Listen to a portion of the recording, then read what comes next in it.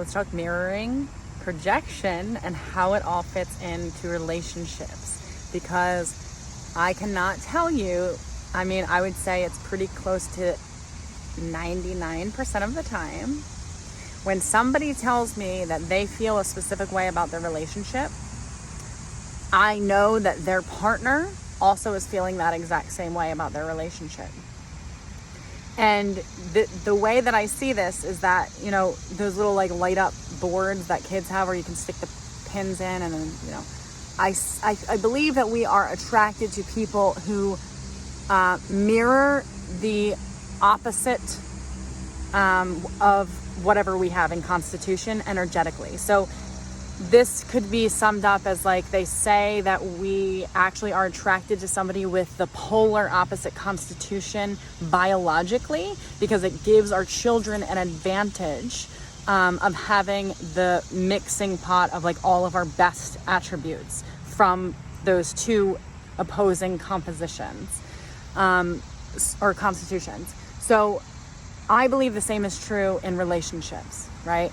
That we are attracted to people who are like us in that their voids and their pushies, those things that go in and you can pull out, they are at the same place where we have, or the opposite place, I should say, where we are a hole versus where we are pushed in.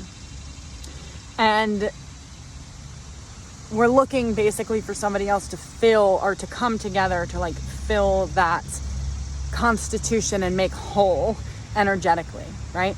So if this is true, I want to put it like this. A lot of times, yeah, people feel about their relationship the way that their partner feels. You go, how is this true? My partner is saying I'm doing this, but actually he's doing this. Or my partner is saying that she's feeling this, but actually I'm feeling this, and I'm justified in my position and they're not justified in their position. And how can it be true that we both feel the same thing? Is this projection? Is this mirroring? What is this, Stace? You know, that's the question. And the thing that comes to mind for me is this. And I have a physical, and because also my 6-year-old is like so similar in constitution to me, it like trips me up. But I have this physical extension of what I'm trying to say as a metaphor here. So bear with me, okay? Your relationship actually is a third entity. It actually is. So it is having an experience and a life outside of your own perception of the experience. So it would be like when parents go, you know, my baby's crying in the other room, I'm going to go get my baby. The relationship, a lot of people go, I'm not going to get that crying baby because he should get it, right? Or that's not fair because I got the crying baby last night. And the baby is still crying, you know, and if you're having a relationship with somebody that you're still in a baby phase, like 8 years into your relationship, maybe it's time to look elsewhere. But for the most part, I think relationships grow and transcend together, which is great, and they can evolve and, you know, have their experience of personal growth and joint growth together. But the relationship, by and large, is a separate entity. So my daughter, when she acts up and I step in to redirect her, a lot of times Chris will step in and redirect me. Ooh, that's a huge trigger for me, right? And I do it to him too, right? I know that I do it to him. And it's so psychologically damaging for her that it pisses me off that he does it. And then it pisses me off that I do it. And then I get pissed off that I have to do it, that I have to, like, you know, not do it when I want to do it. And it's hard. Being in a relationship is hard. Raising children is hard. So in this context, I see it like this. You know, people could say, like, what is the mirroring? What is the projection? Well, when Haven is acting up and I'm having an experience, my nervous system is responding to her, and I'm actually kind of projecting onto her that fear of my nervous system. She's becoming unmanageable.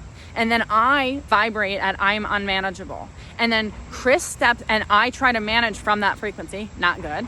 And then Chris steps in and says, oh, you're, you know, managing this way and you should do it this way. And I look at him like, I am going to kill you because look what you just did to her. She's not even, and then we start fighting, right?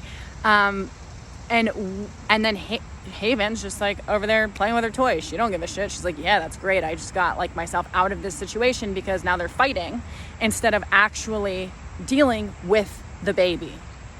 You understand?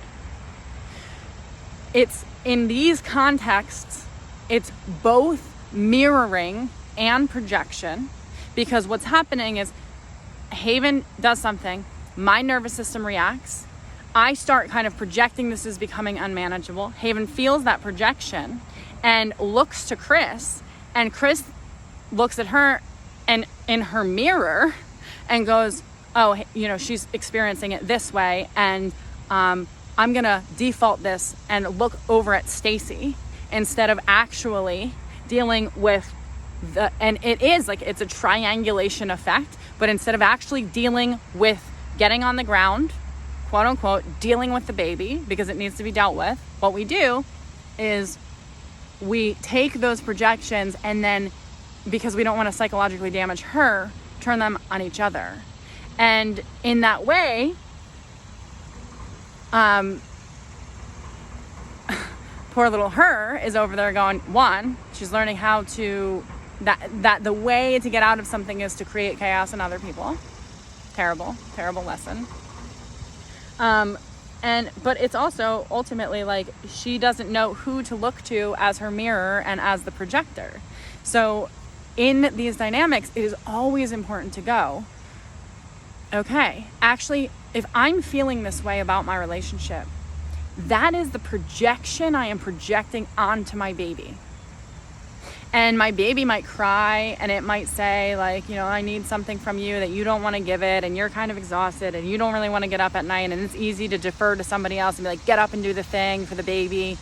But I want you to get that if you want to be in relationship with your relationship, it's actually a third entity.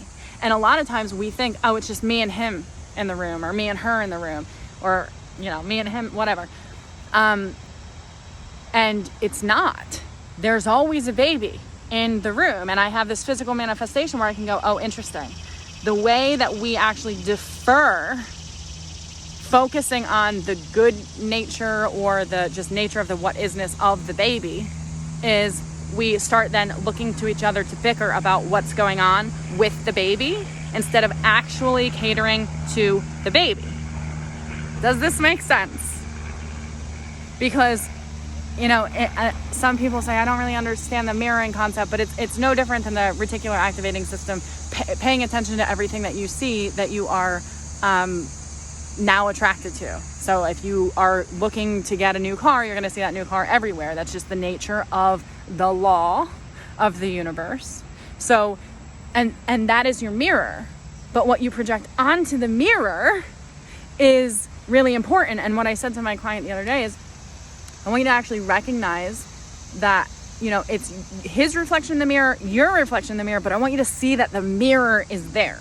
The mirror in and of itself, in their case, because they don't have a baby to have this physical representation, the mirror in and of itself is an entity that we project onto, right? And we are the projectors. And I know that you've been projected on your whole life and probably rebelled against those projections. But when we get embodied, we recognize, and this is not in a bad way, it's like Jesus. He had projections of reality that transformed based on his projections of reality, and collectively people either rebelled against them or they agreed with them, right? That's why it's so important to recognize what we project.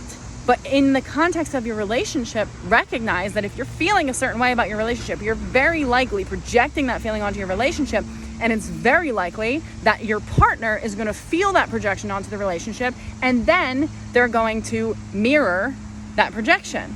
And then you're both going to go, well, you did it. Well, you did it. Well, we're both doing the same thing. How is that possible?